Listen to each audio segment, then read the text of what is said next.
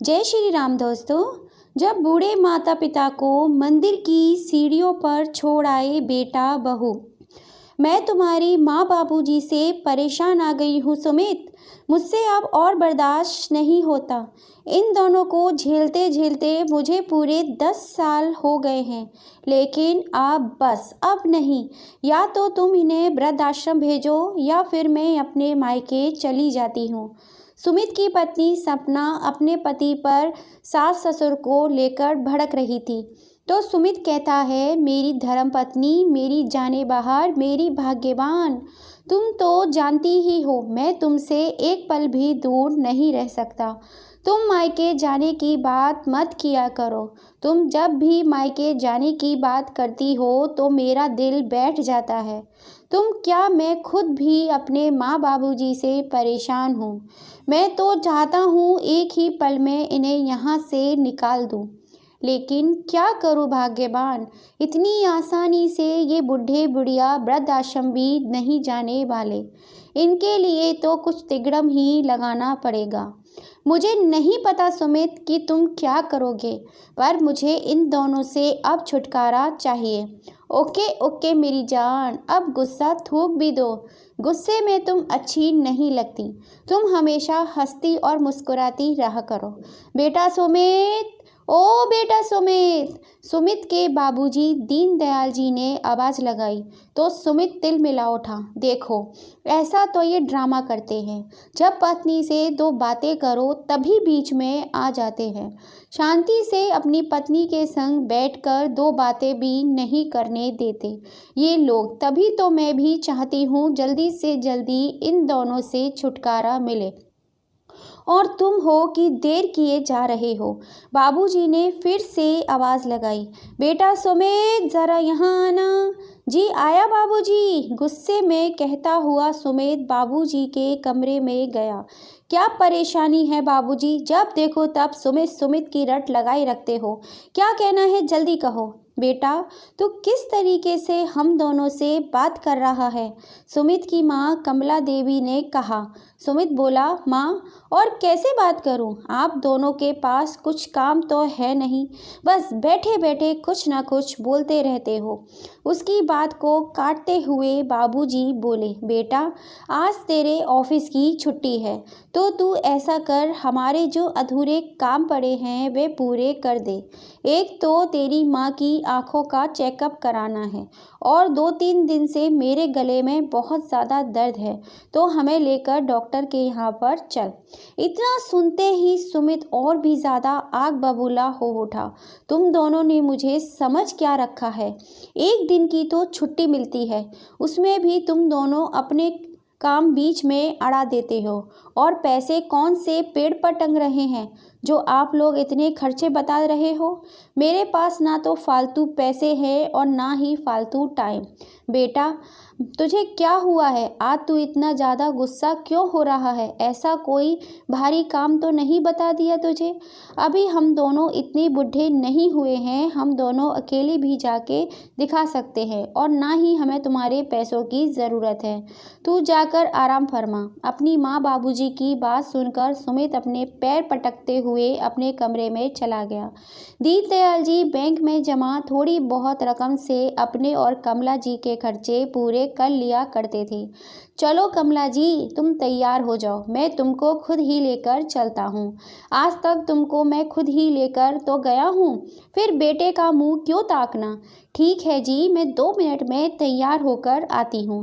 इतना कहकर कमला जी तैयार हो गई और फिर वे दोनों डॉक्टर के यहाँ जाने के लिए निकल गए।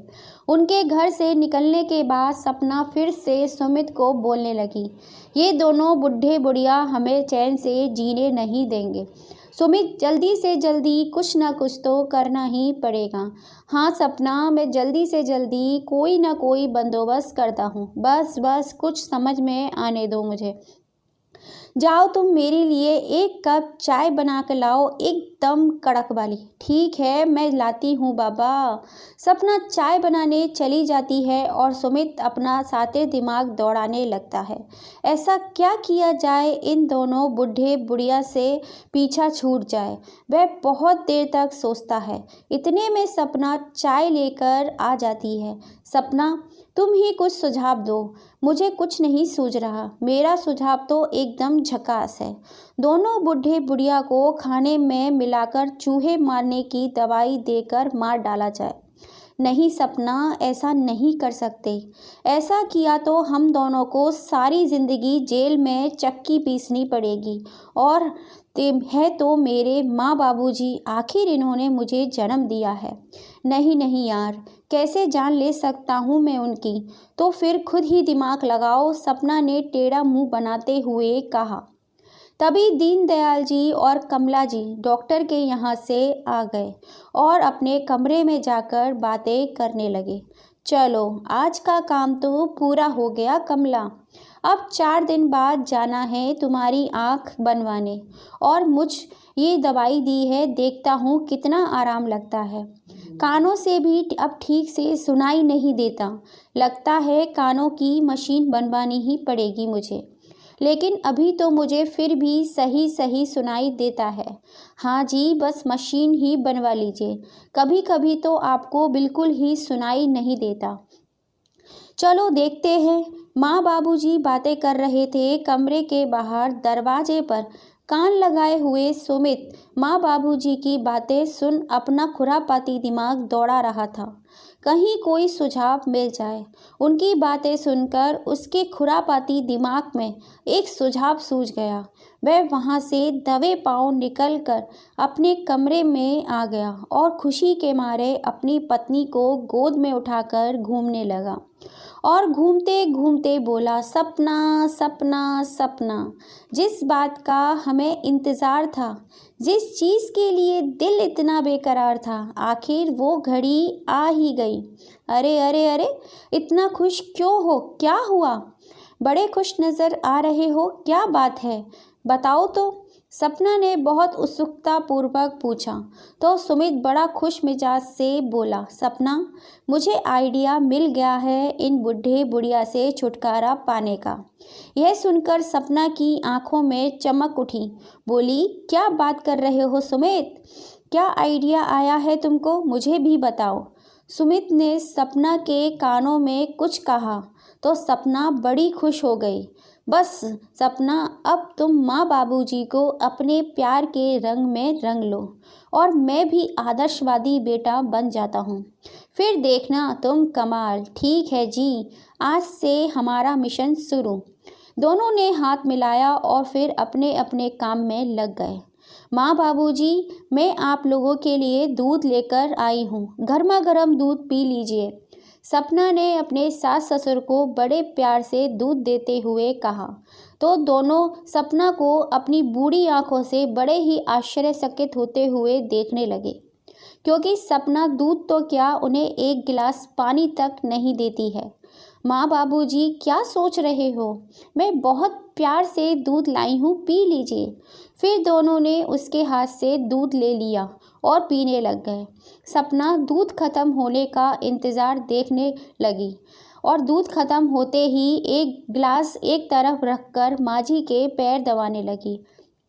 इतने में अमित भी कमरे में आकर बाबूजी के पैर दबाने लगा। तो दीनदयाल जी और कमला जी बड़े ही आश्चर्यचकित रह गए। उन्हें समझ नहीं आ रहा था कि यह क्या हो रहा है। सपना और सुमित ने थोड़ी देर पैर दबाए और फिर अपने कमरे में माँ बाबूजी को सुलाकर आ गए और कमरे में आकर बोले, मैं तो पता नहीं कैसे बर्दाश्त कर रही थी। कोई नहीं सपना, बस 2-3 दिन की ही बात है। दोनों बातें करते करते सो गए। अगले दिन सुमित ऑफिस से आते हुए माँ बाबूजी के लिए नई शॉल लेकर आया था और आते ही सीधा उनके कमरे में जाकर दिखाते हुए बोला, देखिए माँ बाबूजी, मैं आपके लिए नई शॉल लेकर आया हूँ। कमला जी और दीनदयाल जी बड़े ही खुश थे। फिर तुम्हें थोड़ी देर उनके पास बैठकर अपने कमरे में आ जाता है। ओहो, ये बुढ़े बुढ़िया तो जाते जाते भी मेरा कितना सारा खर्चा करा कर जाएंगे। सपना मुंह बनाते हुए कहती है, कोई नहीं जी, कुछ पाने के लिए कुछ खोना ही पड़ता है। क्या नाम था? सुमित ने सोफे पर बैठे हुए सपना से कहा। सपना, जानती हो दीनदयाल जी को काजू बादाम की खीर बहुत पसंद है, इसीलिए अगला पैतरा उनसे काजू बादाम की खीर बनाकर खेला। खीर लेकर माँ जी और बाबूजी के कमरे में गई। मुस्कुराते हुए बोली, बाबूजी, मुझे पता था आपको काजू बादाम की खीर खाना बड़ा ही पसंद है। बहू, तुम्हें कैसे पता चला? कमला जी ने बहू से पूछा। अरे क्या मम्मी जी, आप भी। जब माँ बाप बच्चों के बिना बोले उनके मन की बात समझ जाते हैं और उनकी सारी ख्वाहिशें पूरी करते हैं, तो इसी तरह बच्चे भी माँ बाप के मन की बात समझ जाते हैं। बस मुझे आभास हुआ और मैंने बाबूजी के लिए खीर बना दी। बहू की बातें सुनकर दीनदयाल और कमला जी बहुत खुश हो गए और मन ही मन में भगवान का शुक्रिया करने लगे। भगवान ने उनके बच्चों को सद्बुद्धि दे दी। सुमित दीनदयाल जी और कमला जी का इकलौता बेटा है। दीनदयाल जी की प्राइवेट जॉब थी, जिससे उनका घर खर्च पूरी तरह से अच्छे से चल जाता था। कमला जी बहुत समझदार महिला हैं। उनका घर बहुत छोटा था, अपने पति की कम कमाई में भी अच्छे से पूरा कर लेती थी और पाई पाई जोड़कर उन्होंने एक छोटा सा घर भी बनवा लिया। सुमित अभी बहुत छोटा था। दीनदयाल जी ज़्यादा आमदनी तो नहीं थी, फिर भी उसे एक अच्छे स्कूल में पढ़ाया और फिर एक अच्छे कॉलेज में पढ़ाया। अब उसकी गवर्नमेंट जॉब लग गई है। उसके लिए लड़की ढूंढी रहे थे। एक दूर के रिश्तेदार ने सपना का सुझाव दिया, तो सपना अमित सुमित और दोनों माता पिता को पसंद आ गई। लेकिन उन्हें नहीं मालूम था भोली सी दिखने वाली सपना इतनी क्रूर भी होगी। ये बात बात पर सास ससुर को ताने मारती थी।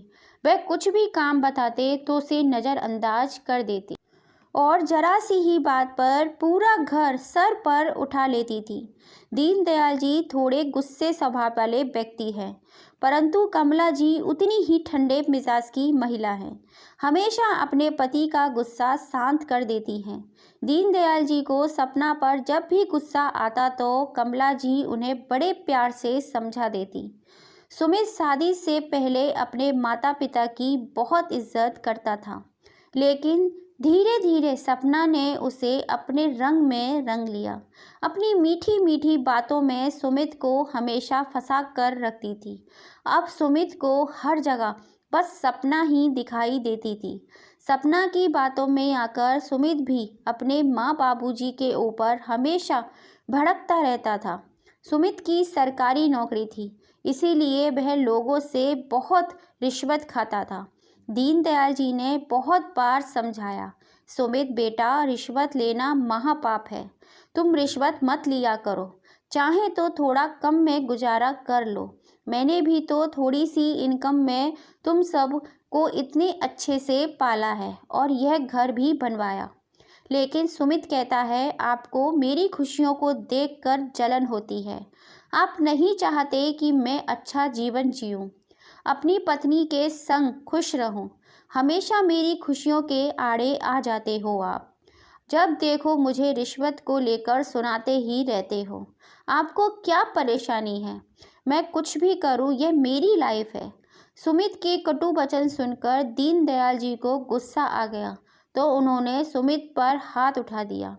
इस बात को लेकर सुमित अपने माता पिता से काफ़ी परेशान हो चुका था।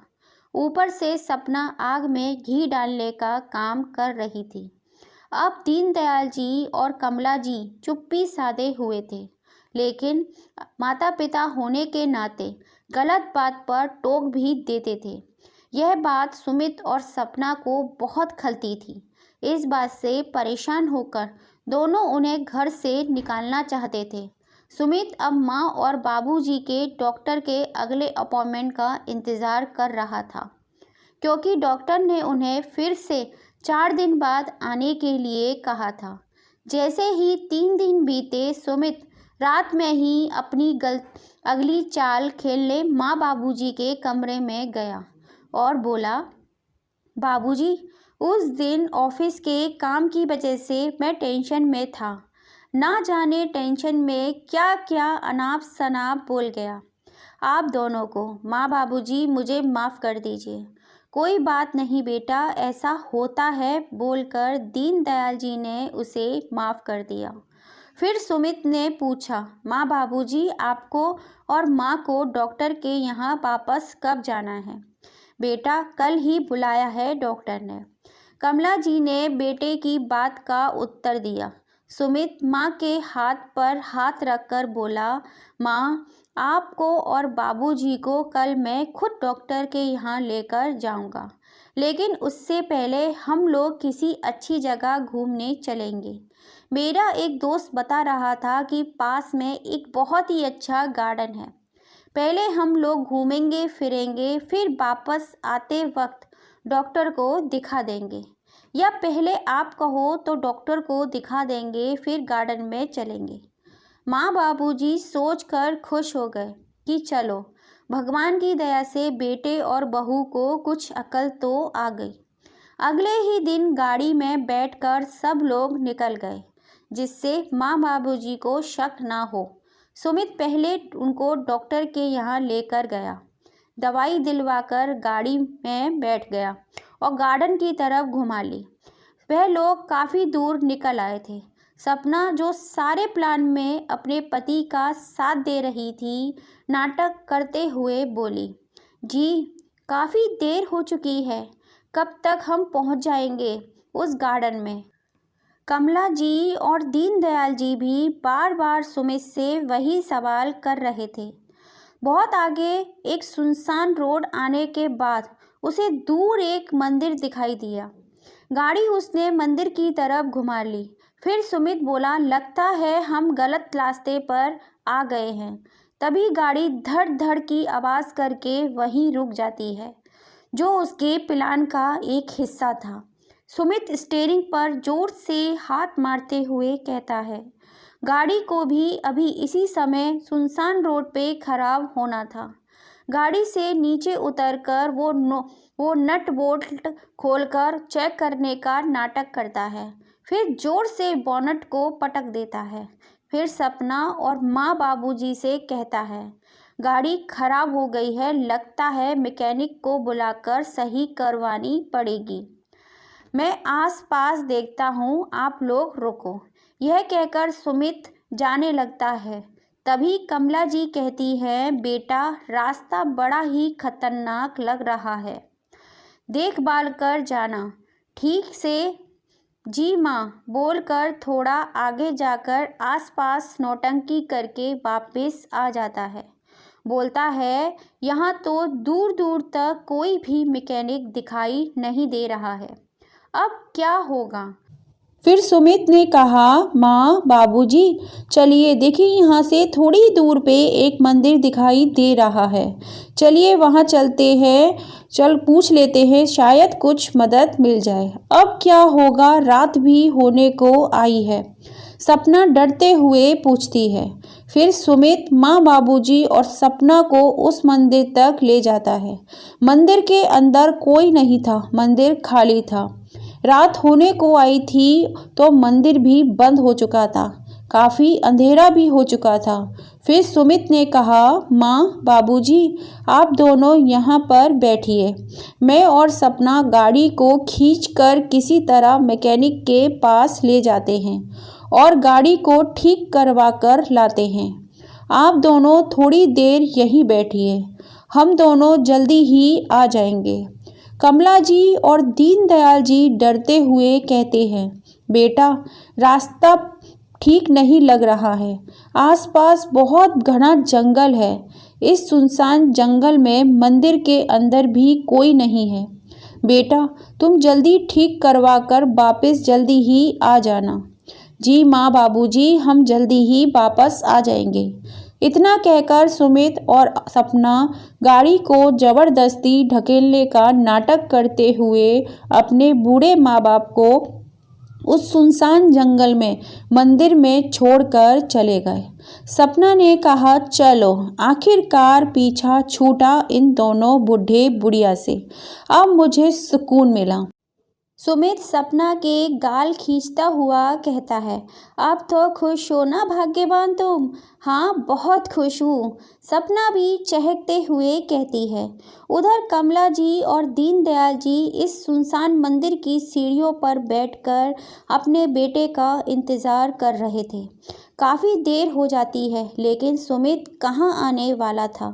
काफ़ी देर से दोनों माँ बाबूजी परेशान थे। काफ़ी रात भी हो चली थी।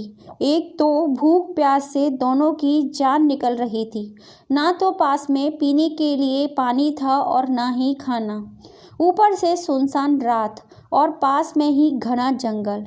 बहुत देर इंतज़ार करने के बाद माँ बाबूजी दोनों एक दूसरे के कंधे पर सर रख कर बैठ जाते हैं। तभी वहाँ से एक जीप गुजरती दिखाई देती है। इस सुनसान जंगल में अंधेरे मंदिर की सीढ़ियों पर बूढ़े दंपति को बैठा देख वो गाड़ी तुरंत रोककर उतरकर उनके पास जाकर पूछता है, माँ बाबूजी, आप लोग रात में इस सुनसान जंगल में क्या कर रहे हो? और यहाँ इस मंदिर में कोई नहीं आता जाता है, ये मंदिर बंद रहता है, फिर आप लोग क्यों आए हो? फिर कमला जी और दीनदयाल जी ने इंस्पेक्टर को सारी बात बताई। उनकी बात को सुनकर इंस्पेक्टर को बड़ी ही हैरानी हुई और गुस्सा भी आया। वह दोनों को अपनी जीप में बिठाकर अपने घर ले गया। उधर सपना और सुमित से पूछती है, कहीं ऐसा ना हो दोनों किसी से लिफ्ट लेकर घर आ जाएं। अरे नहीं सपना, तुम्हें पता है कितना घना जंगल है, या तो उन्हें कोई जंगली जानवर खा जाएगा, या चोर उचक के मार जाएंगे, या भूख प्यास से परेशान होकर वह खुद ही दम तोड़ देंगे। सुमित सपना को समझाते हुए बोला। उधर कमला जी और दीनदयाल जी का रो रो कर बुरा हाल हो रहा था। उनको विश्वास नहीं हो रहा था कि उनका सगा बेटा उनके साथ ऐसा कैसे कर सकता है। फिर इंस्पेक्टर साहब ने उनको चुप कराया और तसल्ली दी और खाना खिलाया, पानी पिलाया। फिर अपना परिचय देते हुए बोला, माँ बाबूजी, मैं सीनियर पुलिस इंस्पेक्टर हूँ। कुछ महीने पहले ही मेरा यहाँ पे तबादला हुआ है। ये मेरी फैमिली रायपुर में रहती है। फिर वो बोले, बाबूजी, आप लोग मेरे क्वार्टर में आराम से रहिए और अब आप दोनों को कोई भी चिंता करने की ज़रूरत नहीं है। ऐसी संतान के साथ रहने से तो अच्छा आप यहाँ मेरे क्वार्टर में मेरे साथ जब तक चाहे आराम से रहें। नालायक बेटे बहू का कोई भरोसा नहीं। कमला जी और दीनदयाल जी का रो रो कर बुरा हाल हो गया था, परंतु दीनदयाल जी अपनी पत्नी के लिए खुद को संभालते हुए आंसू साफ करते हुए इंस्पेक्टर साहब को बुलाते हैं। अपने इकलौते बेटे के लिए हमने क्या क्या नहीं किया, कभी कोई कमी नहीं आने दी। थोड़ा सा भी सर्दी खांसी होती थी तो माँ पूरी पूरी रात जाग जाग कर निकाल देती। अपनी छोटी छोटी इच्छाओं को मार मार कर उसकी सारी इच्छाओं को हमने पूरा किया। ना जाने हमारी परवरिश में क्या कमी रह गई जो उसने ऐसी नीच हरकत हमारे साथ की। दीनदयाल जी बोले, बेटा, मैं भी एक पढ़ा लिखा शिक्षित नागरिक हूँ। मैं भी ऐसे चुप बैठने वाला नहीं। ऐसी संतान को सबक सिखाना ज़रूरी है, वरना हमारे समाज का नैतिक पतन होने से कोई भी नहीं रोक सकता। इंस्पेक्टर साहब भी यही चाहते थे कि सुमित और सपना को दंड जरूर मिले। वह दीनदयाल जी और कमला देवी जी से कहने लगे, माँ बाबूजी, सज़ा देने के लिए तो मैं उन्हें सज़ा दे सकता हूँ, पकड़कर सीधा जेल में डाल सकता हूँ, परंतु अपराधी वह आप लोगों के हैं। इसलिए आप दोनों बताइए, पहले आप दोनों क्या चाहते हो? इंस्पेक्टर साहब की बात सुनकर कमला जी और दीनदयाल जी दोनों बोलते हैं, बेटा, सबसे पहले हमें हमारा घर वापस चाहिए, जिस घर से उन्होंने हमें इस तरह निकाल कर बेसहारा छोड़ दिया। कमला जी, वह घर मेरा और मेरे पति का है। हम दोनों ने अपनी कड़ी मेहनत से बनवाया है। इस घर पर उनका कोई अधिकार नहीं। बाकी जो तुम करोगे हम दोनों पूरी तरह से मंजूरी देंगे। हम तुम्हारे साथ हैं। इंस्पेक्टर साहब सारी जानकारी दीनदयाल जी और कमला जी से ले लेते हैं और उनको सबक सिखाने का अच्छा प्लान बना लेते हैं। अब सारा डिस्कशन दीनदयाल जी और कमला जी के साथ करके उनसे अनुमति भी ले लेते हैं। अपनी मेड को बोलकर माँ बाबूजी को खाना खिलाने के लिए कह जाता है। फिर अपने स्टेशन के लिए निकल जाते हैं। कुछ दिन में वे सुमित के विरुद्ध एक नोटिस तैयार करवाते हैं और पोस्ट के जरिए उसके घर भेज देते हैं। इसी बीच पड़ोस के शर्मा अंकल दीनदयाल जी और कमला जी के कई दिनों तक दिखाई नहीं देने के बाद सुमित से कमला जी और दीनदयाल जी के बारे में पूछते हैं तो सुमित कहकर टाल देता है कि वे लोग चारों धाम की यात्रा पर गए हैं। रविवार का दिन था। सुमित और सपना घर पर पार्टी कर रहे थे। दोनों अपने दोस्तों के साथ लाउड म्यूजिक बजाकर नाचने गाने में मगन थे। तरह तरह के अच्छे अच्छे व्यंजन टेबल पर सजे हुए थे। दोनों बहुत खुश थे, परंतु नोटिस मिलते ही जैसे उनकी खुशियों पर ग्रहण लग गया और नोटिस पढ़ते ही दोनों लोगों के पैरों तले जमीन सरक गई। नोटिस में लिखा था, यह घर सरकार की प्रॉपर्टी पर बना हुआ है। इसको खाली करने के लिए उनको 10 दिनों का समय दिया गया था। सुमित तो नोटिस मिलते ही सरकारी कार्यालयों में चक्कर लगाने लगा और ना जाने कितने वकीलों से जाकर मिला, परंतु कोई बात बन नहीं पाई क्योंकि भगवान भी ऐसे लोगों का साथ नहीं देते। अब सुमित करे तो क्या करे। जब घर खाली करने में 3 दिन का समय शेष बचा था तो इंस्पेक्टर साहब खुद चलकर सुमित के घर पहुंच गए और एक बार फिर उसे 3 दिन के अंदर घर खाली करने को कहा। सुमित और सपना ने भी तिगड़म लगाने की बहुत कोशिश की ताकि उन्हें अपना घर खाली ना करना पड़े, परंतु इंस्पेक्टर साहब के सामने देखकर अच्छे अच्छे खौफ खा जाते हैं। उनकी कहाँ चलने वाली थी।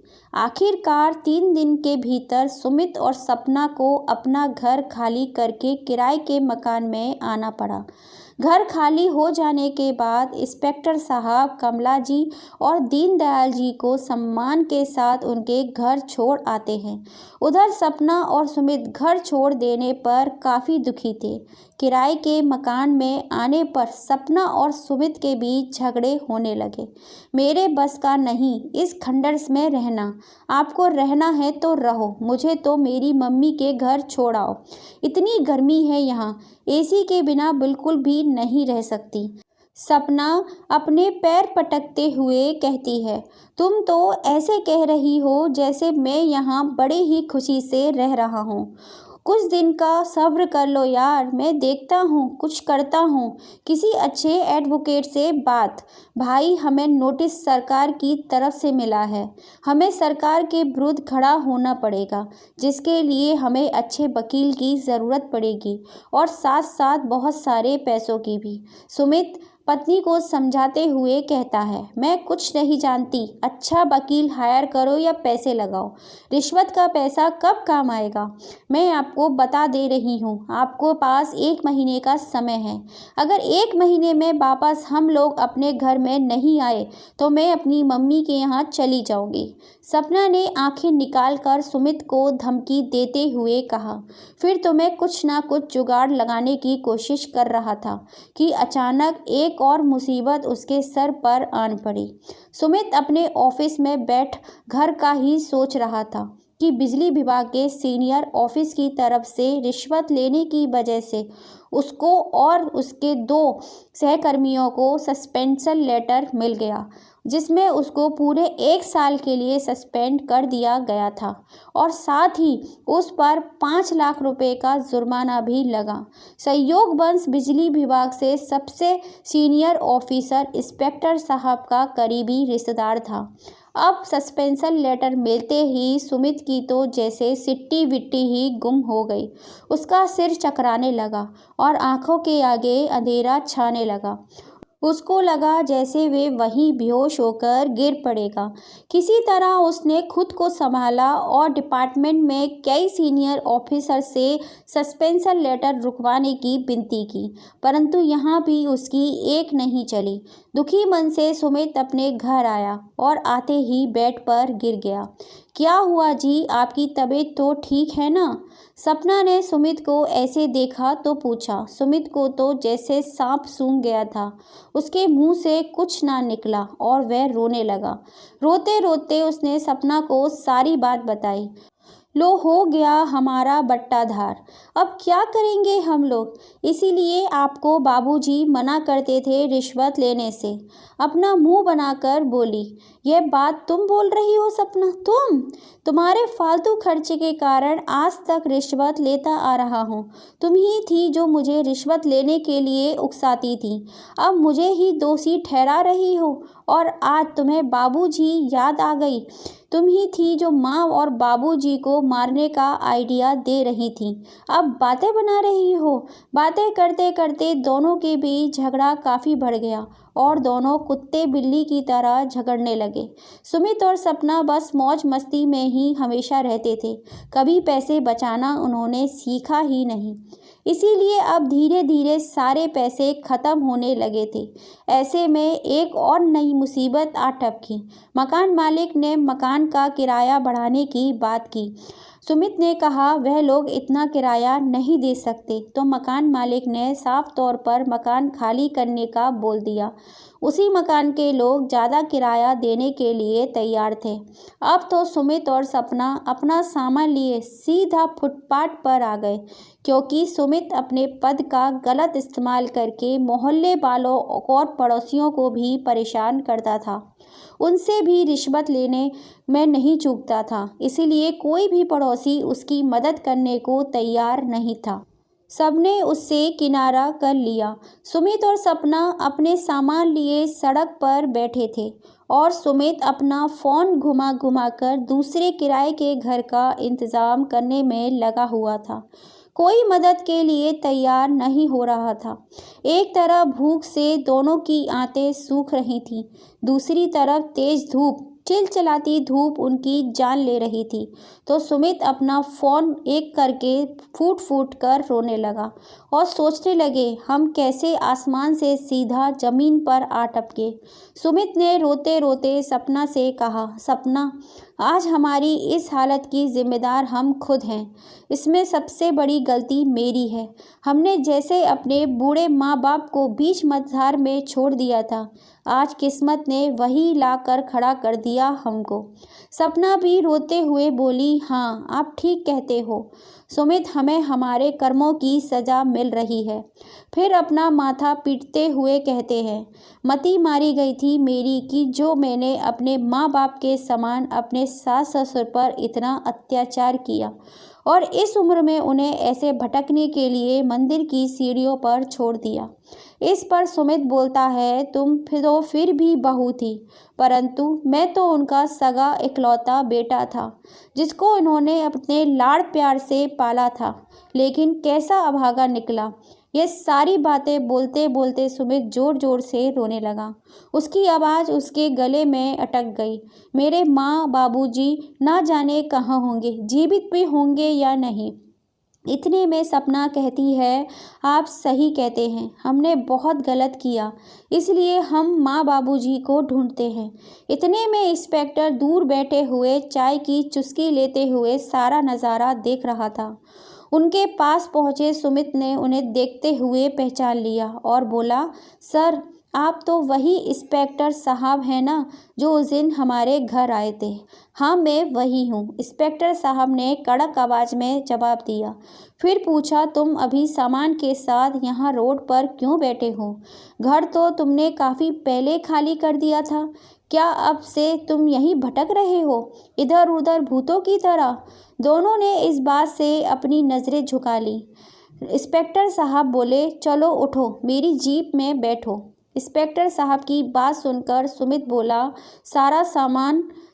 हमारा सामान यहीं रहने दो, मैं दूसरी गाड़ी में मंगवा लूँगा, तुम लोग मेरी जीप में बैठो। इंस्पेक्टर साहब को धन्यवाद करते हुए दोनों जीप में बैठ जाते हैं और जीप उन्हीं के घर के आगे जाके रुकती है। तो दोनों एक साथ आश्चर्यचकित होकर बोल पड़ते हैं, यह तो आप हमें हमारे ही घर ले आए हैं। अंदर आते हैं तो वहाँ पर माँ और बाबूजी को पाकर दोनों आश्चर्यचकित रह जाते हैं। उनके पैरों तले जैसे जमीन खिसक जाती है।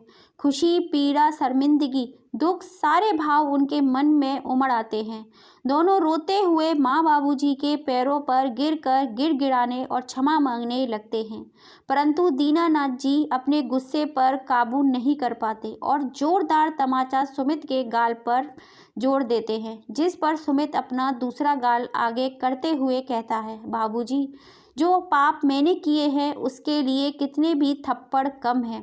फिर इंस्पेक्टर साहब का डंडा लेकर सुमित बाबूजी के हाथ में देते हुए बोलता है, बाबूजी, आप मारिए, दोनों को खूब मारिए। हमने जो पाप किए हैं उसके लिए हर सज़ा कम है। दीनानाथ जी और कमला जी की आंखों में आंसू आने लगते हैं और फिर सुमित और सपना कहते हैं, बाबूजी, भगवान ने हमें हमारे कर्मों के फल दे दिया है। जो हमने आपके साथ किया वही भाग्य ने हमारे साथ किया। अब जाकर हमें समझ आया कि माँ बाप जीवन भर मेहनत करके तिनका तिनका जोड़कर कैसे घर खड़ा करते हैं। हम लोग तो इतने कम समय में ही त्राही त्राही हो गए। अगर आपने हमें माफ़ नहीं किया तो हमें भगवान भी माफ़ नहीं करेगा। फिर इंस्पेक्टर साहब दीनदयाल जी और कमला जी दोनों से माफ़ करने के लिए कहते हैं। दीनदयाल जी और कमला जी उन्हें माफ़ कर देते हैं। सामान लेने के बाद सुमित और सपना अपने पापों का दंड भुगतने के लिए घर से निकलने के लिए दरवाजे तक पहुंचते हैं, परंतु माँ बाबूजी की आवाज़ उन्हें रुकने पर मजबूर कर देती है। माँ बाबूजी दोनों को रोककर अपने गले लगा लेते हैं। बेटा, तुम लोगों ने जो किया भगवान उसकी सज़ा तुम्हें दे चुका है। दोस्तों, आपको ये कहानी थोड़ी सी भी पसंद आई हो तो please like, share and subscribe ज़रूर कीजिएगा और ज़्यादा से ज़्यादा अपने फैमिली फ्रेंड में शेयर ज़रूर कीजिएगा। जय श्री राम दोस्तों, फिर मिलेंगे ऐसी ही किसी कहानी के संग।